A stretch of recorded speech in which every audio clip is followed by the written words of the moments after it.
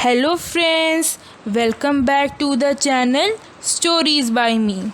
So, here I am back with another new story to add up in a collection of Vikramaditya and Baital series. The title of today's story is Two Brothers and the Maiden.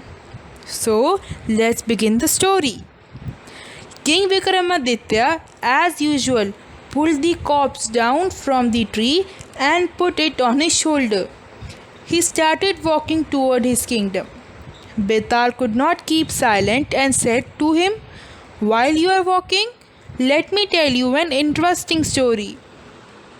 Baital then smiled and started off with his story. In the city of Angaj lived two Brahmin brothers. The elder brother was called Sant and the younger one was called as Basant. They loved each other a lot. Both were unmarried. One day, as they were taking a stroll in the garden, they happened to see a beautiful maiden. Sant immediately fell in love with her. Basant saw his brother and remarked, "You seem to have been blown away by her beauty." Sant smiled but did not reply. The next day, Sant got ready to go to the garden at the same time. Basant saw him getting ready and asked, "Where are you going?" Sant lied to Basant by saying, "Oh, I have some urgent work to do. I will be back soon." Sant reached the garden excitedly.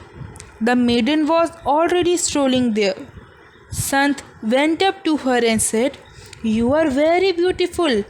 I have seen many girls, but you are the first one I have liked. Will you marry me?" The maiden asked, "Do you really wish to marry me?" Sant replied, "Yes, of course. I find you very pretty."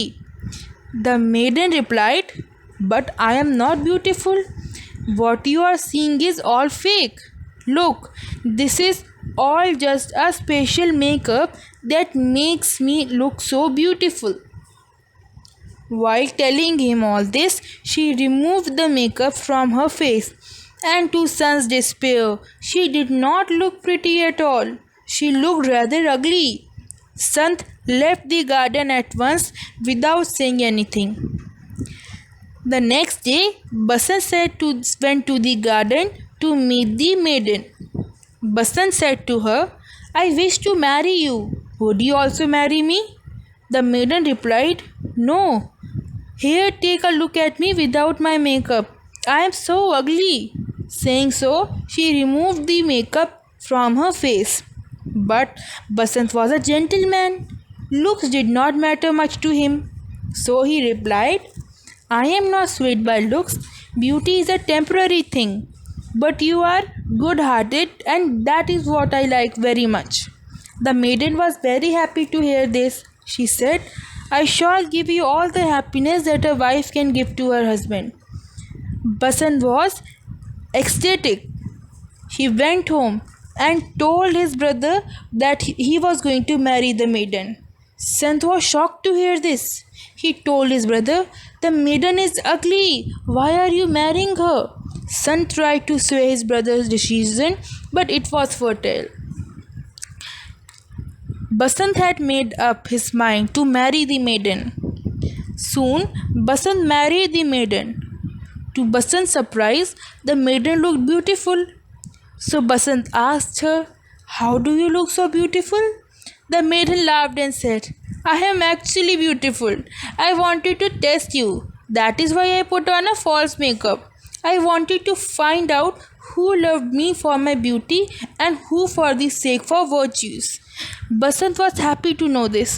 When Sant came to know this truth, he was wild with rage. He went to Basant's house when he was not there. The maiden was surprised to see him there. Sant angrily attacked her, but Basant reached on time and fought against Sant.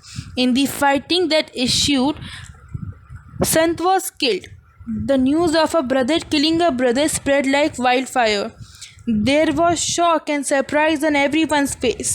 Soon, Basant was arrested by the king's soldier. He was taken to the king's court.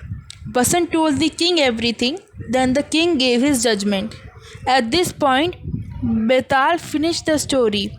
He asked King Vikramaditya, Vikram, tell me what judgment the king gave? If you fail to answer my question, I shall break your head into pieces. The King Vikramaditya thought for a moment and then said, Baital, the king would have given no punishment to Basant. He must have realized Basant with honor. The killing of Sant was altogether justified. A satisfied and relieved Baital said, You are absolutely right. But again, you have broken your silence, so I am going to fly away to my abode. As usual, you will chase me, but I am helpless as I am guided by my own instincts. Saying so, Baital flew off with King Vikramaditya not far behind. So friends, I hope you enjoyed today's story. Please like and subscribe my channel and share it with your friends. Bye friends. I will meet you guys in another story. Till the time, bye.